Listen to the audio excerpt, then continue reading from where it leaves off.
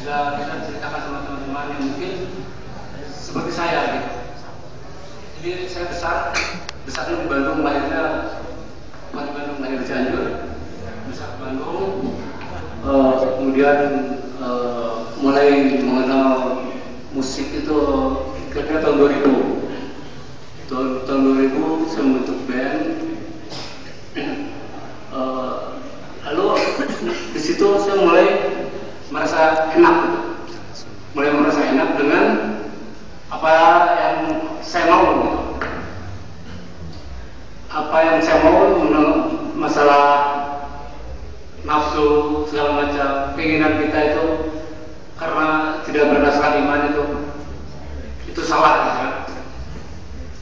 Jadi semakin dalam tuh dunia gemerlap tuh semakin menyenangkan saya. Jadi istiqomah aja. Istiqomah aja. Begitu beribadah, saya juga beribadah gitu. Tapi yang saya rasakan saat itu ibadah saya benar, betul, menurut tafsiran saya. Lalu udah semakin jauh, semakin saya lama, tapi saya pribadi kenapa tidak merasa jauh dengan Allah justru? Kenapa saya bilang, kok bisa begini gitu? Lalu saya jumpai teman, ada teman rumah gitu. Dia cerita apa yang saya tanya, dia jawab semuanya. Ternyata dia bilang, kamu sadar nggak? Semakin kamu beribadah itu semakin jauh kamu dengan Allah. Kenapa? Ibadah kamu salah. Salah gimana sebenarnya? Menurut itu saya bilang tafsiran saya begini. Ternyata itu saya mendengar azan tidak mesti. Saya sholat di rumah.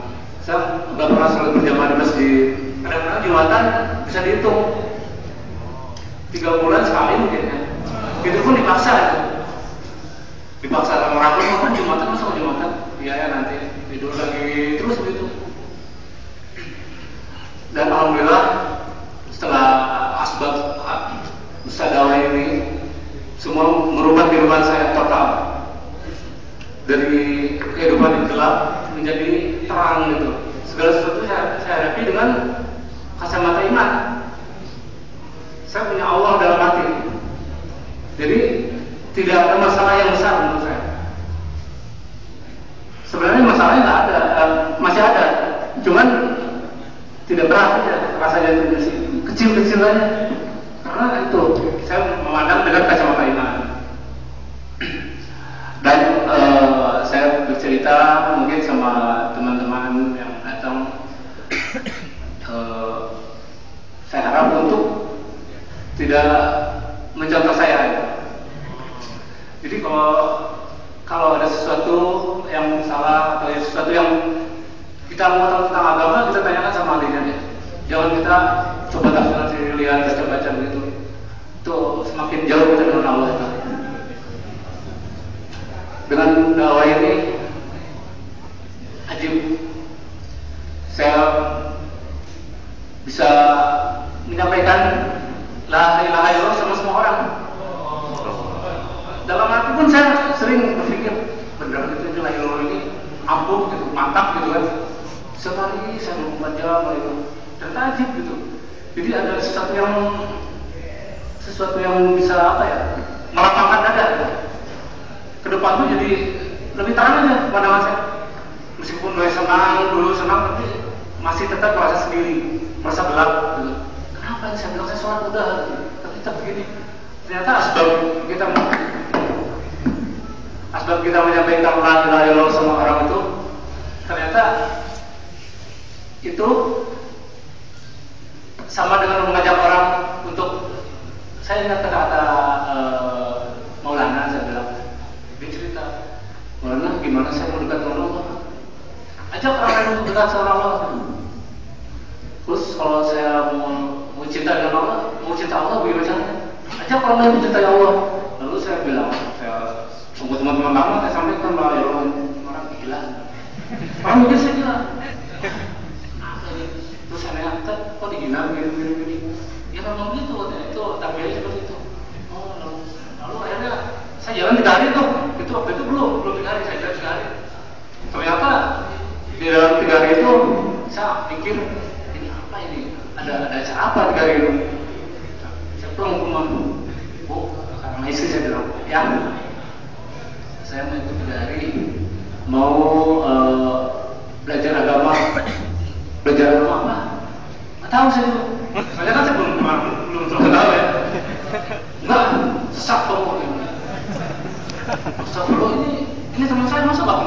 dia tahu kan. Lalu ya mau pergi, tapi cerain dulu saya. Dia minta cerai. Saya bilang, saya pergi bulan-bulan manggung bawa duit, kamu nggak marah? Saya bilang, pokoknya nggak mau kan? Saya bingung tuh, gimana yang kok bisa begini? Sini tanya sama saya, tanya begini. Ya udah, kamu salah katanya. Dia aja dulu, pilih istri atau pilih Allah? Saya bilang ya pilih Allah lah, nggak sebanding gitu kan pilihannya. Terus ya udah kamu salat aja. Salat aja itu apa? Ya salat aja lah pokoknya. Salat saya minta petunjuk segala macam. Saya salat. Dan itu salat yang benar-benar khusyuk pertama kali itu. Benar-benar saya menangis. Kenapa saya bisa menangis begini sebenarnya? Lalu ayah saya pulang. Dengan niat pulang tuh saya pikir, ini saya mau pulangin istri dulu, mertua gitu kan. Saya balik lagi ke sini, saya tetap mau jualan dulu dalam hati itu. Pertamanya sih karena ajakan teman saya nggak enak, udah janji, udah berapa bulan janji nggak dipenuhin gitu kan. Akhirnya saya jalan, pulang ke rumah, saya kaget sendiri. Pulang ke rumah istri lagi baca kabil aman, nggak disuruh itu. Saya bilang, kamu ngapain? Enggak, namanya dia gengsi, udah apa. Terus saya lihat masuk kamar itu baju-baju udah disiapin, udah diberesin semua. Bajunya dia yang tadinya mau papur itu udah bawa koper aja tuh, diberesin lagi sama dia masukin lemari. Lalu malah dia malah beresin baju saya. Ya udah, pergi aja. Sedulu katanya, sedulu. Itu saya bengong shock gitu. Kok bisa? Ini saya bilang. Berangkat ya 3 hari teman-teman masuk. Saya kalau jadi sama mereka, wah ini excited. Ini kan pengalaman iman pertama kali. Kok bisa begini ya? Itu baru 3 hari dia bilang. Emang apa? Masih ada 40 hari 4 bulan itu lebih ajib betul. Oh ya? Iya dia bilang kalau kamu ini 3 hari mengenal hewan, mengenal kambing-kambing kamu katanya. Kamu masih tahu sifatnya, tapi tidak tahu sifat sebenarnya. Teman pun begitu. Oh begitu ya. Maka dalam 3 hari ini saya mulai diperkenalkan siapa itu Allah, siapa Rasulullah, bagaimana keseharian Rasulullah dari subuh sampai sebulan itu seperti apa pekerjaannya. Itu diceritakan semua. Sampai saya dinding nih. Sampai saya tuh nggak mau pulang 3 hari itu. Oh jangan dulu pulang lah, ini tanggung gitu kan. Ya udah kamu tak aja, pokoknya kalau ada jemaah lagi ikut aja. Akhirnya begitu saya pulang, ngejos pak. Pulang ke rumah ngejos. Saya tuh ibarat datang dari tempat gelap ke tempat terang seperti apa itu, senang sekali gitu kan. Saya bilang, antum jangan ngejos ya. Mau kenapa nggak boleh? Janganlah, nanti teman-teman kamu kabur. Kabur itu siapa? Oh iya, udah ngejos amalan aja. Akhirnya ngejosnya gitu, kita tahan gitu. Lalu saya akan bicara sama teman-teman itu, mereka pernah percaya. Akhirnya, ya udah. Oh pokoknya ngejos pisan pak, siun kan? Saya ajak teman, saya rangkul. Kok lu jadi begini? Nggak tahu saya bilang juga. Jadi alhamdulillah sebab 3 hari ini kita tahu siapa diri kita. Kita dilahirkan untuk apa gitu. Dunia itu untuk apa? Jadi dulu saya menuhankan uang. Uang ini Tuhan saya gitu. Bukan berarti saya bilang ini Tuhan saya, bukan ya. Jadi merasa ini Tuhan saya bilang. Wah ngeri juga. Lalu saya bilang cerita sama teman-teman, tetap mau percaya. Ya udah saya ajak. Akhirnya alhamdulillah sebab 3 hari ini yaitu dalam program tertib amir seperti itu, ikut program arahan segala macam. Jadi buat yang baru ini teman-teman ya, dalam 3 hari ini kita belajar untuk mengenal Allah, mengenal siapa Rasulullah, bagaimana sunnah-sunnahnya gitu, belajar zikir. Jadi saya diajarin nih yang pertama itu sering mengucapkan la ilaha illallah dalam hati. Kenapa? Biar senantiasa hati kita ingat kepada Allah gitu. Lalu menyampaikan kepada orang lain. Dan nanti ada taklim juga. Taklim itu gunanya untuk ilmu buat kita. Jadi bagaimana yang pertama la ilaha illallah ini untuk mengusahakan iman.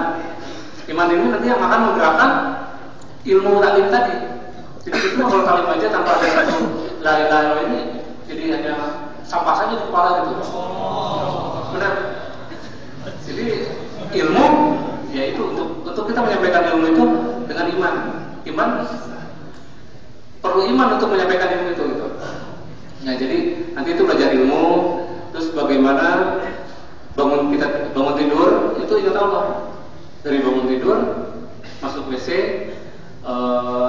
makan, keluar rumah, naik kendaraan, jalan, belok kiri, belok kanan, jalan lurus, jalan datar, segala macam, sampai di rumah, sampai di studio pun ingat Allah gitu. Sampai tidurnya lagi ingat Allah. Makanya 24 jam saya terus latih. Alhamdulillah salah-salah ada perbaikan gitu.